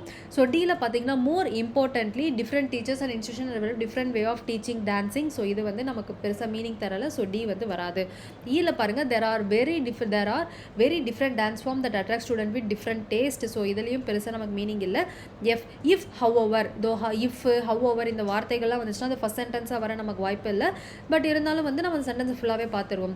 We can effectively decentralize education and if government does not obviously control what should be the syllabus and what will be the method of instruction, there could be an explosion of new and innovative courses geared towards serving various riches of learners அப்படின்னு சொல்லியிருக்காங்க. So இந்த paragraph ஃபுல்லாகவே எதை பற்றி பேசியிருக்காங்கன்னா Indian education சிஸ்டத்தை பற்றி பேசியிருக்காங்க. Indian education system ஒரே ஸ்ட்ரிக்டாக வந்து ஃபாலோ பண்ணுறாங்க, இப்படி தான் இருக்கணும் அப்படின்னு ஃபாலோ பண்ணுறாங்க அப்படின்னு சொல்லிட்டு இந்தியன் எஜுகேஷன் சிஸ்டம் பற்றி சொல்லியிருக்காங்க. ஸோ ஃபர்ஸ்ட் சென்டென்ஸ் என்னவாக இருக்கும்னா நமக்கு see the Indian education system is built on the presumption that if something is good for one child is good for all children அப்படின்றது நமக்கு ஃபர்ஸ்ட் லைனாக வரணும். ஓகே, இதை சொல்லிட்டாங்க. இப்போ இதை வந்து அதாவது இந்தியன் எஜுகேஷன் சிஸ்டம் இப்படி தான் யோசிக்கிறாங்க அப்படின்றது அதை ஒன்று சப்போர்ட் பண்ணணும், இல்லை அதை எதிர்க்கணும். அப்படி என்ன இருக்குன்னு பார்த்தோம் அப்படின்னா எஃப்ல பாருங்கள். If however we can efficiently decentralize education, decentralize அப்படின்னா government rules and regulation form பண்ணாமல் ஒருத்தவங்களும் வந்து தனக்கு என்ன வரும்ன்றதை தேடி படித்தாங்கன்னா அப்படின்ற மாதிரி. So decentralized education of your government did not obviously control what would be the syllabus. So இப்போ ஃபஸ்ட் ஸ்டாண்டர்ட்னா இதுதான் சிலபஸ், செகண்ட்னா இதுதான் சிலபஸ் அப்படின்னு கொடுத்துருக்காங்க. அப்படி கவர்மெண்ட் சிலபஸை கண்ட்ரோல் பண்ணாமல் இருந்தாங்க அப்படின்னா what will be the method of instruction, இப்படி தான் ஒரு விஷயத்தை டீச் பண்ணணும் அப்படின்னு சொல்லாமல் there could be an explosion of new and innovative courses geared towards serving various richness of learners. அப்படின்னா ஒரு கவர்மெண்ட் இந்த சிலபஸை ஃப்ரேம் பண்ணலை அப்படின்னா டிஃப்ரெண்ட் இன்னோவேட்டிவ் மெத்தடில் நிறைய பேர் புதுசாக வந்து நிறைய டிஃப்ரெண்ட் டெக்னிக்ஸ் வந்துருக்கும் அப்படின்னு வந்து சொல்கிறாங்க. So first sentence Indian education system வந்து ஒரு குழந்தைக்கு நல்லதுன்னா அதே எல்லா குழந்தைக்கும் நல்லதுன்னு நினைக்கிறாங்க. இது அப்படியே அப்போஸ் பண்ணுற மாதிரி இருக்கிறது எஃப். ஓகே, இது வந்து சொல்லிட்டாங்க. ஸோ வந்து கவர்மெண்ட் வந்து சிலபஸை கண்ட்ரோல் பண்ணாமல் அவங்கவுங்க கையில் கொடுத்தோம் அப்படின்னா தனக்கு என்ன தேவையோ அவங்க படிச்சுப்பாங்க அப்படின்றது நமக்கு செகண்ட் சென்டென்ஸாக இருக்குது. ஸோ இதுக்கு ஏதாவது சப்போர்ட்டிவ் சென்டென்ஸ் இருக்கா அப்படின்னு சொல்லி பார்த்தோம் அப்படின்னா நீங்கள் ஏவை பாருங்கள். Take for example the market of learning dance. So இந்த செகண்ட் சென்டென்ஸை சப்போர்ட் பண்ணுற மாதிரி அடுத்த எக்ஸாம்பிள் எல்லாமே பேசுகிறாங்க. எக்ஸாம்பிள் இப்போ ஒரு டான்ஸ் லேர்னிங் ஒரு டான்ஸ் கிளாஸ் அப்படின்னு வச்சுக்கோங்களேன். ஸோ அது வந்து சொல்கிறாங்க ஒரு டான்ஸ் கிளாஸ் இருக்குது அப்படின்னா பாருங்கள் there are very different forms that attract student with different taste. So டான்ஸ்ன்னு எடுத்துக்கிட்டோம்னா கிளாசிக்கல் டான்ஸ் அப்படின்னு இருக்குது, வெஸ்டர்ன் டான்ஸ் அப்படின்றது இருக்குது. ஸோ அதுக்கப்புறம் இந்த மாதிரி நிறைய டான்ஸ் ஃபார்ம்ஸ் இருக்குது. ஸோ வந்து யாருக்கு என்னென்ன டான்ஸ் வேணுமோ அவங்க அதை கற்றுக்க போகிறாங்க. ஸோ வந்து அடுத்தது வர வேண்டியது இ. ஸோ இதனால் என்ன ஆகுதுன்னா அந்த இதை சப்போர்ட் பண்ணுற மாதிரி டி அடுத்தது D. More importantly different teachers and institute of develop different ways of teaching dances. அதாவது நிறைய இன்ஸ்டியூட் இருக்காங்க, ஒருத்தவங்களும் கற்றுத்தர விதம் அப்படின்றது ஒரு மாதிரி இருக்கும். ஸோ இதுவே வந்து இந்த டான்ஸ் சிஸ்டத்துக்கு பி பாருங்கள். This could never happen if there was a central board of dancing education which enforce strict standard for what will be taught and how such things are to be taught. இதுவே அந்த டான்ஸுக்கும் ஒரு central board of எஜுகேஷனை வச்சு இந்த dance தான் சொல்லித்தரணும், இப்படி தான் சொல்லித்தரணும் அப்படின்னா இவ்வளவு டான்ஸ் ஸ்கூல் இவ்வளவு டான்ஸ் இன்ஸ்டியூட் அப்படின்றது வளர்ந்துருக்காது. ஸோ அதனால் எல்லாத்தையுமே ஒரு ரூல்ஸ் அண்ட் ரெகுலேஷனோட நம்ம வச்சுருந்தா வந்து முடியாது. ஸோ நம்ம இந்தியன் எஜுகேஷன் சிஸ்டமும் எப்படி அந்த டான்ஸ் மார்க்கெட்டுக்கு வந்து ஃப்ரீடம் கொடுத்தாங்களோ அந்த மாதிரி கொடுக்கணும் அப்படின்றத இந்த பேராகிராஃபில் சொல்லியிருக்காங்க. ஸோ நம்ம இப்படி தான் வந்து அரேஞ்ச் பண்ணணும். இப்போ நீங்கள் பார்த்த இந்த எக்ஸாம்பிள் எல்லாமே கொஞ்சம் high level of example. So jumbled சென்டென்ஸை டஃப்பாக கேட்கணுன்னா இதெல்லாமே வந்து இப்படி தான் கேட்பாங்க. ஸோ உங்களுக்கு முக்கியமாக அந்த ஃபஸ்ட்டு சென்டென்ஸ் ஐடென்டிஃபை பண்ணுங்கள். ஐடென்டிஃபை பண்ணிட்டீங்கன்னா ரெண்டாவது சென்டென்ஸ் ஒன்று ஃபஸ்ட் சென்டென்ஸை ஒத்துக்கிற மாதிரி இருக்கணும், இல்லை ஃபஸ்ட் சென்டென்ஸை அப்போஸ் பண்ணுற மாதிரி இருக்கணும். ஒன்று ஃபஸ்ட் சென்டென்ஸை ஒத்துக்கிற மாதிரி இருந்துச்சுன்னா அந்த கதை அப்படியே தொடர்ந்து போகும். இல்லை ஃபஸ்ட் சென்டென்ஸை ஆப்போசிட்டாக சொல்கிற மாதிரி இருந்துச்சுன்னா அதை ப்ரூவ் பண்ணுறதுக்கு ஏதாவது ஃபேக்ட்ஸ் ஆர் எக்ஸாம்பிள்ஸ் இருக்கா அப்படின்னு பாருங்கள். ஒன்ஸ் அந்த எக்ஸாம்பிள் இருக்குன்னா அந்த ஆர்டர் படி சொல்லிவிட்டு ஃபைனல் ரிசல்ட் என்ன அப்படின்றத லாஸ்ட் சென்டென்ஸ். இதில் ஃபைனல் ரிசல்ட் என்ன, ஒருவேளை டான்ஸுக்கும் சென்ட்ரல் போர்ட் ஆஃப் டான்சிங் இருந்துச்சுன்னா டான்ஸும் இந்த மாதிரி இனோவேட்டிவாக வளராது அப்படின்ற மூலம் ரிசல்ட்டாக வந்து சொல்லி முடிக்கிறாங்க. ஸோ இப்படி தான் நீங்கள் ஜம்பிள்டு சென்டென்ஸை அரேஞ்ச் பண்ணணும். அடுத்த question, rearrange the following 6 sentences A, B, C, D, E and F and G to make a meaningful paragraph and answer the questions that follows. So இதில் வந்து ஒரு விஷயம், அதாவது ஒரு கதையை வந்து சொல்லியிருக்காங்க. ஸோ இந்த கதையின் மூலயமா ஒரு ரிசல்ட் வந்து சொல்லியிருப்பாங்க. என்ன அப்படின்னு பார்ப்போம். ஆப்ஷன் ஏ பாருங்கள், the eagle does not escape the storm. Eagle எப்பயுமே, அதாவது கழுகு எப்பயுமே புயல்லேருந்து தப்பிக்காது அப்படின்றாங்க. ஸோ இதை ஃபஸ்ட் சென்டென்ஸாக கொடுத்துருக்காங்க. ஸோ இது நமக்கு மீனிங் கொடுத்தாலும் ரொம்ப கரெக்டான என்ன புயல்லேருந்து ஏன் ஈகிளை பற்றி சொல்கிறாங்க அப்படின்றத நமக்கு தெரியல. ஸோ ஏவை எடுக்க முடியாது. when the storm of life come upon us we can rise above them by using our mind and our belief towards God. So இந்த இடத்துல வந்து இதுவும் நமக்கு பெருசாக மீனிங், ஏன்னா வென் அப்படின்லாம் ஆரம்பிக்குது. இது நமக்கு ஃபர்ஸ்ட் சென்டென்ஸாக வரதுக்கு வாய்ப்பு இல்லை. ஸோ சி பாருங்க, do you know that an eagle knows when a storm is approaching long before it breaks? உங்களுக்கு தெரியுமா ஈகிள் எப்போ வந்து உயர பறக்கும் அப்படின்னா ஸ்டார்ம் வரும்பொழுது அப்படின்னு கேட்குறாங்க. ஸோ ஒருவேளை இது do you know கொஷனாக இருந்துச்சு அப்படின்னா இது நமக்கு ஃபர்ஸ்ட் சென்டென்ஸாக இருக்கும். பட் மற்ற சென்டென்ஸ் செக் பண்ணிடுவோம். டீல பாருங்க, when the storm hits அப்படின்னு இருக்கு. when வரதுனால இது வந்து நமக்கு ரைட் சென்டென்ஸ் கிடையாது. அதாவது the eagle flies to some high spot and wait for the wind to come. இந்த இடத்துலையும் the eagle அப்படின்னு ஆரம்பிக்குது. But flies to some high spot and wait for the wind to come அப்படின்றது. ஆனால் do you know அப்படின்ற வார்த்தை வரதுனால maximum இந்த do you know வார்த்தைலாம் வந்துச்சு அப்படின்னா அதான் நமக்கு ஃபர்ஸ்ட் சென்டென்ஸாக இருக்கணும். ஸோ அதனால் இது வந்து வரதுக்கு நமக்கு வாய்ப்பு இல்லை. இஃப் பாருங்க, இட் இன்ஸ்டன்ட் இருக்கு. இது ஃபர்ஸ்ட் சென்டென்ஸ் இல்லை. ஜி பாருங்க, while the storm, whileன்ற வார்த்தை, while, when, it, that, this இந்த வார்த்தையெல்லாம் ஃபர்ஸ்ட் சென்டென்ஸாக வர வாய்ப்பே இல்லை. அப்படின்னா இப்படி கொடுத்துருக்கும் சென்டென்ஸ்க்கு do you know அப்படின்னு ஆரம்பிக்கிற சென்டென்ஸ் தான் நமக்கு ஃபஸ்ட்டாக இருக்கணும். ஏன்னா do you know கொஷின்ஸ்லாம் அப்படி தான் ஆரம்பிப்பாங்க. ஸோ இந்த மாதிரி do you knowலாம் ஒரு சென்டென்ஸ் பார்த்தீங்கன்னா அதுதான் நம்மளோட ஃபஸ்ட் லைன். ஸோ சி தான் நம்மளோட first sentence. do you know that an eagle knows when a storm is approaching long before it breaks? So உங்களுக்கு தெரியுமா ஈகிளுக்கு ஸ்டார்ம் வரத்துக்கு முன்னாடியே நல்லா தெரியும். எப்படி தெரியும்? ஸோ ஏன் எப்படி தெரியும் அப்படின்னா ஈகிள், இப்போ நீங்கள் ஈக்கு வாங்க, the eagle flies to some high point and wait for the wind to come. ஏன்னா ஈகிள் எப்பயுமே உயரமான இடத்துல தான் இருக்கும். அங்கேருந்து பார்க்கும்போது அந்த புயல் வருதா இல்லையா அப்படின்றத அது ஈஸியாக கண்டுபிடிச்சிடும். சரி, இப்போ கண்டுபிடிச்சிருச்சு. அடுத்தது டி வாங்க, when the storm hit it set it wing to the wind will pick up it and lift it above the storm. So wind வரும்பொழுது கரெக்டாக அந்த விண்டு டைரக்ஷனுக்கு ஏற்ற மாதிரி தன் இறக விரிக்கும். ஸோ அதனால் அது பறக்காமலே அந்த விண்டு அடிக்கிற டைரக்ஷன்லேயே கொஞ்சம் கொஞ்சமாக பார்த்தீங்க அப்படின்னா அப்படியே ஈகிள் வந்து ரைஸ் ஆகி நல்லா மேலே போயிடும் அப்படின்றது. ஸோ ஒரு கட்டத்தில் என்ன ஆகும்னா அந்த ஸ்டார்மையும் தாண்டி, அதை புயலையும் தாண்டி ஈகிள் வந்து மேலே போயிடுமா. அடுத்தது ஜி பாருங்க, while the storm rages below the eagle is soaring about it. ஆனால் ஸ்டார்ம் அந்த புயல்ன்றது கீழே தான் அடிச்சுட்டு இருக்கு. ஆனால் புயலையும் தாண்டி ஈகிள் வந்து soaring above itனா இன்னும் மேலே போயிடுச்சு அப்படின்னு வந்து சொல்கிறாங்க. ஸோ அடுத்தது A, the eagle does not escape the storm. இப்போ வந்து மாரல் ரீசன் சொல்கிறாங்க, எப்பயுமே ஈகிள் ஸ்டார்ம்லேருந்து தப்பிக்காது. ஆனால் அதுக்கு பதிலாக என்ன பண்ணும் அப்படின்னா எஃப் பாருங்க, it instead uses the storm to lift it higher. So ஸ்டார்மையே யூஸ் பண்ணி அது வளர வந்து ட்ரை பண்ணும். ஸோ அதோட ரிசல்ட் என்னன்னா பி. அதே மாதிரி தான் when the storm of lives come upon us, நமக்கும் நம்ம வாழ்க்கையிலும் இந்த மாதிரி புயல் வீசும்பொழுது we can rise above them by using our own mind and our own belief towards God. நம்ம மைண்டையும் நம்ம பிலீஃபையும் வந்து வச்சுட்டு கடவுள் மேலே நம்பிக்கை வச்சோன்னா நம்ம லைஃப்பில் வீசும் புயல்லேருந்தும் நம்ம வந்து தப்பிக்க வேணாம், நம்ம அந்த புயலையே யூஸ் பண்ணி நம்ம லைஃப்லையே மேலே போயிடலாம் அப்படின்னு வந்து சொல்கிறாங்க. ஸோ இது எல்லாமே வந்து பார்த்தீங்கன்னா ஒரு கதை மாதிரி சொல்லி இதன் மூலயமா லைஃப்க்கு ஒரு மீனிங் சொல்லியிருப்பாங்க. இந்த மாதிரி ஒரு ஜம்பிள்டு சென்டென்ஸ். ஸோ ஃபைனலாக இந்த ஃபைனல் சென்டென்ஸ் எப்படி இருக்கணும்னா ஹியூமனுக்கு என்ன அட்ரஸ் பண்ணுறாங்களோ, மனிதனுக்கு என்ன தேவை அப்படின்றத கடைசியாக முடிக்கிறாங்களோ அதுதான் கடைசி சென்டென்ஸாக இருக்கும். do you know அப்படின்லாம் ஆரம்பிச்சதுன்னா அதுதான் உங்களுடைய ஜம்பிள்டு சென்டென்ஸோடைய ஃபர்ஸ்ட் சென்டென்ஸாக வந்து இருக்கணும். இது வரைக்கும் நம்ம ப்ராக்டிஸ் கொஷின் பார்த்துட்டோம். இப்போ நமக்கு ஒரிஜினல் கொஷின் பேப்பர் கொஷின் என்னன்றதை பார்த்துருவோம். இது குரூப் 4 2025 கொஷின் பேப்பரில் கேட்ட question, rearrange the jumbled sentence. So கொடுத்துருக்கும் ஜம்பிள்டு சென்டென்ஸை ரீஅரேஞ்ச் பண்ண சொல்கிறாங்க. ஒரு 5 சென்டென்ஸ் கொடுத்துருக்காங்க, 5த்தையும் படிப்போம்.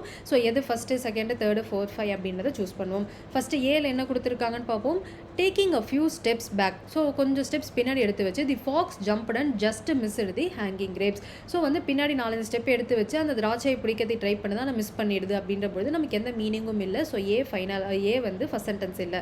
பி பாருங்க, finally giving up the fox turned up his nose and said they are probably sour anyway and proceeded to walk away. Finally அப்படின்ற வார்த்தை, ஃபைனலி அப்படின்ற வார்த்தை வந்து அது லாஸ்ட் சென்டென்ஸாக தான் இருக்கணும். ஸோ பி நமக்கு ஃபர்ஸ்ட் சென்டென்ஸாக இருக்க வாய்ப்பில்லை. அதுவே சி பாருங்க, one afternoon a fox was walking through the forest and spotted a bunch of grapes hanging over a lofty branch. So once upon a time இந்த மாதிரி வார்த்தையெல்லாம் வந்து என்னென்னு என்ன சூஸ் பண்ணணும்னா இந்த லைன்ஸை தான் நம்ம ஃபர்ஸ்ட் லைனாக சூஸ் பண்ணணும். அப்போ சி அப்படின்றது தான் நமக்கு ஃபர்ஸ்ட் லைனாக இருக்கணும். ஏன்னா ஒன் ஆஃப்டர்நூன் அப்படின்னு ஆரம்பிக்குது. Once upon a time, one இந்த மாதிரி வார்த்தைகள் இதுதான் வந்து ஃபர்ஸ்ட் சென்டென்ஸ். ஸோ சியை ஃபர்ஸ்ட்டாக வச்சுப்போம். பட் டிஎன்இயும் திரும்பி செக் பண்ணுவோம். Again the fox took a few paces back and try to reach them but still fail.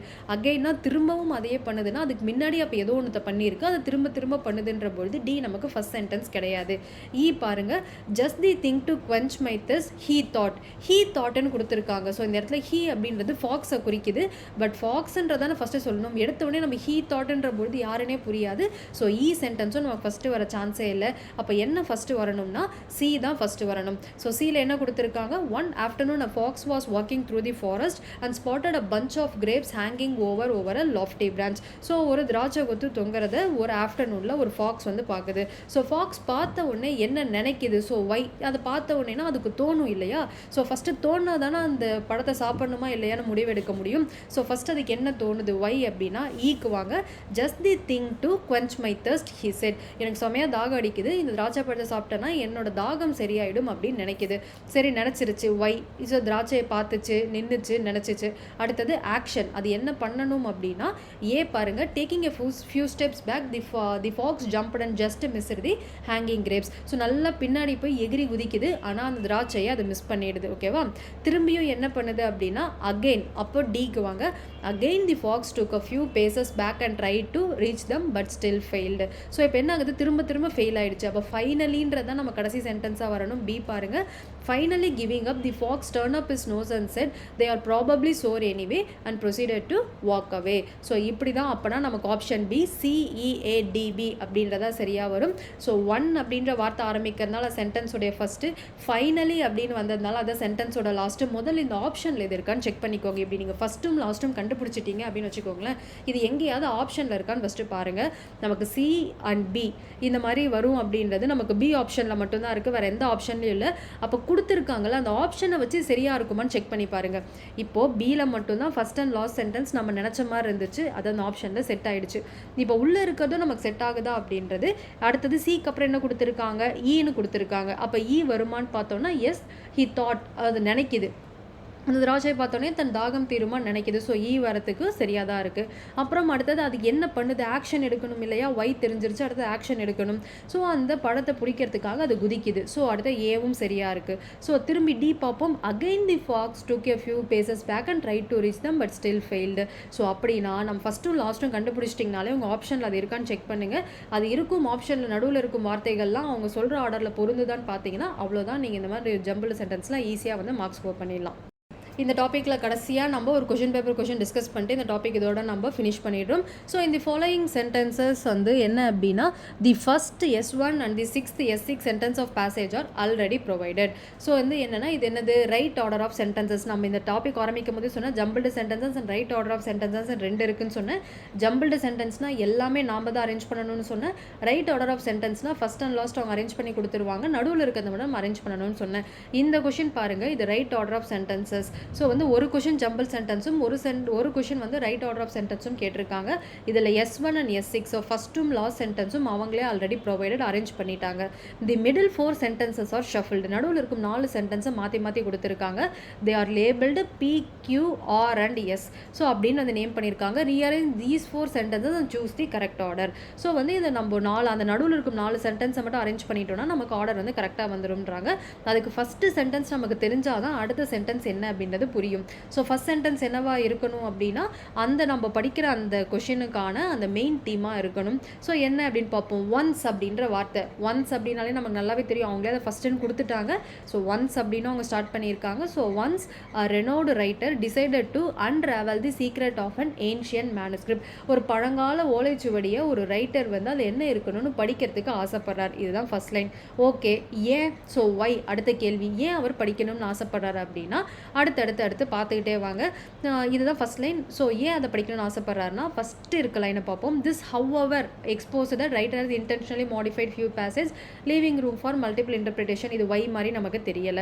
அடுத்தது கியூ படிங்க. apparently the discovery sparked a heated debate among the expert. So வந்து என்ன கண்டுபிடிச்சாருன்னு தெரியல, டிஸ்கவரின்லாம் பேசுகிறாங்க, நமக்கு அதுவும் தெரியல. ஸோ ஆர் பாருங்க. தி manuscript filled with enigmatic knowledge and had perplexed generation of researchers. So இந்த மேனுஸ்கிரிப்டில் பல நாலேஜ், எக்னமேட்டிக் நாலேஜ் அப்படின்னா எக்கச்சக்கமான நாலேஜ் புதஞ்சிருக்கு பல பேருடைய அந்த ரிசர்ச்னால அப்படின்றதுனால.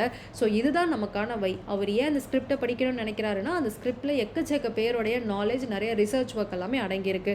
அப்போ ஆர் தான் நமக்கு செகண்டாக வரணும். இதுவே moreover the writer delved deeper to unravel the cryptic meaning and symbols. So அப்புறம் சிக்ஸ்த் பாருங்க. Eventually the writer quest for knowledge resonate with the multiple interpretation of the expert. So இதெல்லாமே கொடுத்துட்டாங்க. ஸோ ஃபர்ஸ்ட் சென்டென்ஸ் அவங்களே கொடுத்துட்டாங்க. Once அ ரெனோட் writer ஏன் அதை வந்து தேடி பார்க்குறாரு அப்படின்னா அதுக்குள்ளே நிறைய enigmatic knowledge and perplex generation of research அதுக்குள்ளே இருக்குது அப்படின்றத நம்ம பார்த்துட்டோம். ஸோ இப்போ அவரோட ஆக்ஷன் என்னது? ஸோ அதுக்கு தெரிஞ்சிருச்சு. அவரோட ஆக்ஷன் என்னென்னா இந்த மேனுஸ்கிரிப்டை படிக்கிறதுக்கு அவர் நிறைய விஷயங்களை கற்றுக்கணும். எஸ்ஸை பாருங்கள். Moreover the writer delved deeper, டிவெல்டாக நிறைய விஷயத்தை கற்றுக்கிறாரு. To unravel the cryptic meaning and symbol. So manuscript ஓலைச்சொல் நிறைய சிம்பிள்ஸ் எல்லாம் கொடுத்துருக்காங்க. அதெல்லாம் என்னன்றது தெரிஞ்சுக்கிறதுக்காகவே அவர் தனியாக உட்காந்து படிச்சுக்கிட்டு இருக்காரு. ஓகே, அது வந்து செகண்ட் ஆக்ஷன். ஓகேவா? அடுத்தது பி பாருங்க. This however expose that writer hair intentionally modified a few passages leaving room for multiple interpretation. So அவரே நிறைய கற்றுக்கிறாரு அந்த மேனுஸ்கிரிப்டில் இருக்கும் சிம்பிள்ஸ் எல்லாம் தெரிஞ்சுக்கிறதுக்கு. ஒன்ஸ் அதெல்லாம் தெரிஞ்சுக்கிட்டு அவருக்கு தெரிஞ்ச மாதிரி எழுதுறாரு. யார்? ரைட்டருக்கு தெரிஞ்ச மாதிரி எழுதுறாரு. அந்த ரைட்டர் எழுதினதை வச்சு பார்த்தோம் அப்படின்னா அவர் நிறைய விஷயத்த ஓலைச்சுவடியில் இருக்கிற மாதிரி எழுதாமல் இன்டென்ஷனலாக மாற்றி எழுதியிருக்காரு அப்படின்றது தெரியுது. இப்படி ஓலைச்சுவடியில் இருக்கிறத மாற்றி எழுதுனா என்ன ஆகும்? எல்லாரும் அது கேள்வி கேட்க ஆரம்பிப்பாங்க. ஸோ அப்போ தான் நமக்கு என்ன சென்டென்ஸ் வரும் அப்படின்னா கியூ வந்து வரும். Apparently the discovery sparked a heated debate among the experts. மற்ற எழுத்தாளர்கள் மத்தியில் இது ஒரு ஹீட்டட் டிபேட், ஒரு பட்டிமன்றம் மாதிரி போயிட்டுருக்கு. அவர் செஞ்சது சரிதானா அப்படின்றது. ஸோ கடைசி சென்டென்ஸ் பாருங்கள். Eventually the writer quest for knowledge resonate with the multiple interpretation of the expert. So ஏன் அவர் அப்படிலாம் மாற்றி எழுதியிருக்காருன்னா அவ்வளோ இன்ட்ரெஸ்டிங்காக அந்த ரைட்டர் வந்து அந்த ஓலைச்சுவடிகளை படித்து நமக்கு புரியணுன்றதுக்காகவே நிறைய விஷயங்களை மாற்றி எழுதியிருக்காரு அப்படின்றது எக்ஸ்பர்ட்ஸ் வந்து கணிச்சிருக்காங்க அப்படின்றது. ஸோ இந்த மாதிரி தான் நம்ம ஒரு ஜம்பிள்டு சென்டென்ஸ் வந்து கொடுக்கும்பொழுது ஒன்றுத்தையும் நம்ம டீகோட் பண்ணணும். ஃபர்ஸ்ட் சென்டென்ஸ் ரொம்ப ரொம்ப முக்கியம். அதை வச்சு ஒய் நம்ம கண்டுபிடிக்கணும். அந்த ஒய் ஏன் அந்த ஃபர்ஸ்ட் சென்டென்ஸ் சொல்லியிருக்காங்கன்னா அந்த ஒய்யோடைய ஆக்ஷன், அந்த ஆக்ஷனை தொடர்ந்து என்ன ஆக்ஷன் நடந்திருக்கு, ஃபைனலாக ரிசல்ட் என்ன அப்படின்னா எல்லா எக்ஸ்பர்ட்டும் அவருடைய நாலேஜை பார்த்து வியந்திருக்காங்க அப்படின்றது தான் ரிசல்ட். ஸோ இப்படி தான் நம்ம ஜம்பிள்டு சென்டென்ஸ் வந்து அரேஞ்ச் பண்ணணும். ஸோ இதுக்கான ஆன்சர் பார்த்தீங்கன்னா D S1 RS PQ S6 அப்படின்றது தான் இதுக்கான ரைட் ஆப்ஷன். ஸோ இந்த மாதிரி தான் இந்த ஜம்பிள்டு சென்டென்ஸ்லாம் வந்துச்சு அப்படின்னா நீங்கள் ஒரு ரஃப் ஒர்க் பேஜ் நம்ம கொஷின் பேப்பரில் கொடுத்துருப்பாங்க. ஸோ ஃபஸ்ட்டு சென்டென்ஸ் என்ன, செகண்ட் சென்டென்ஸ் என்ன அப்படின்றத நீங்கள் ரஃபாக வந்து இப்போது ஃபஸ்ட் சென்டென்ஸ் வந்து சி அப்படின்னா அது சீனு போட்டுக்கோங்க. ஸோ அப்புறம் நீங்கள் அடுத்தடுத்த சென்டென்ஸை திரும்பி படிங்க. எங்கேயாவது ஒய் அந்த கேள்விக்கு ஆன்சர் பண்ணுதான்னு பாருங்கள். அதுதான் உங்கள் செகண்ட் சென்டென்ஸாக இருக்கும். அது தொடர்பான ஆக்ஷன், ஸோ ஃபஸ்ட் ஆக்ஷன் என்ன, ஸோ செகண்ட் ஆக்ஷன் என்ன அப்படின்னு எழுதுங்க. ஸோ ரிசல்ட் என்ன அப்படின்னு சொல்லிட்டு நீங்கள் அந்த ஆல்ஃபாபெட்ஸ் அந்த ஆர்டர் நீங்கள் அரேஞ்ச் பண்ணிட்டீங்கன்னா ஈஸியாக ஜம்பிள் சென்டென்ஸ் அப்படின்றத முடிச்சிடலாம். ஸோ இதோட நம்ம ஜம்பிள்டு சென்டென்ஸ் அப்படின்ற இந்த டாபிக் கம்ப்ளீட்டாகவே முடிச்சிட்டோம். ஜம்பிள்டு சென்டென்ஸ்னாலும் right order of a sentence அப்படின்னாலும் ரெண்டும் ஒன்று தான். ஸோ எல்லாத்துக்கும் ஒரே ரூல்ஸ் தான். ஸோ அதனால் இந்த டாபிக் நம்ம ஃபுல்லாகவே முடிச்சிருக்கோம். இதில் உங்களுக்கு ஏதாவது டவுட் இருந்துச்சு அப்படின்னா தாராளமாக வந்து கமெண்ட்டில் கேளுங்க. ஸோ இந்த மாதிரி நமக்கு லாஸ்ட் இயர் சிலபஸில் இல்லாமல் இந்த இயர் சிலபஸில் ஆட் பண்ணி கொடுத்த அப்டேட்டட் டாபிக்ஸ் எல்லாமே நம்ம சேனலில் ஒரு டாப்பிக்காக உங்களுக்கு வந்து எக்ஸாமுக்கு முன்னாடி எல்லாமே வீடியோவாக வந்துடும். ஸோ எல்லா டாப்பிக்குமே பார்த்தீங்கன்னா பேசிக் ரூல்ஸும் வீடியோஸும் இருக்கும், ப்ராக்டிஸ் செட் ஆஃப் கொஷனும் இருக்கும், அதே மாதிரி நம்ம ப்ரீவியஸ் இயர் கொஷின் பேப்பர் கொஷின்ஸும் டிஸ்கஸ் பண்ணியிருப்போம். ஸோ கம்ப்ளீட்டாக ஒரு டாப்பிக்கை பற்றி நீங்கள் தெரிஞ்சுப்பீங்க. அதே மாதிரி நம்ம எக்ஸாம் பாயிண்ட் ஆஃப் வியூலையும் எவ்வளோ தூரம் ப்ரிப்பேர் ஆனால் நம்ம கொஷின் அட்டன் பண்ண முடியுமோ அந்த அளவுக்கு நம்மளோட கிளாஸஸ் அண்ட் நோட்ஸ் உங்களுக்கு இருக்கும். ஸோ இதெல்லாம் வச்சுக்கிட்டு நீங்கள் previous year question paper solve பண்ணி பார்த்தீங்க அப்படின்னா உங்களுக்கு ஈஸியாக இந்த டாப்பிக்கோட கொஷின்ஸ் தான் நீங்கள் ஆன்சர் பண்ணிடலாம். இதோட நோட்ஸ் உங்களுக்கு வேணும் அப்படின்னா நம்ம டெலகிராம் சேனலில் அப்லோட் பண்ணியிருப்போம். டெலகிராம் சேனலோட லிங்க் வீடியோட டிஸ்கிரிப்ஷனில் இருக்கும். ஸோ வந்து அந்த டிஸ்கிரிப்ஷனில் யூஸ் பண்ணி லிங்க் போயிட்டு நீங்கள் அங்கேருந்து வந்து இந்த வீடியோட நோட்ஸை வந்து நீங்கள் டவுன்லோட் பண்ணிக்கலாம். ஸோ இது வரைக்கும் இந்த வீடியோ பார்த்ததுக்கு ரொம்ப தேங்க்ஸ். ஸோ இந்த வீடியோவோட எண்டுக்கு வந்துட்டோம். So bye friends, thank you.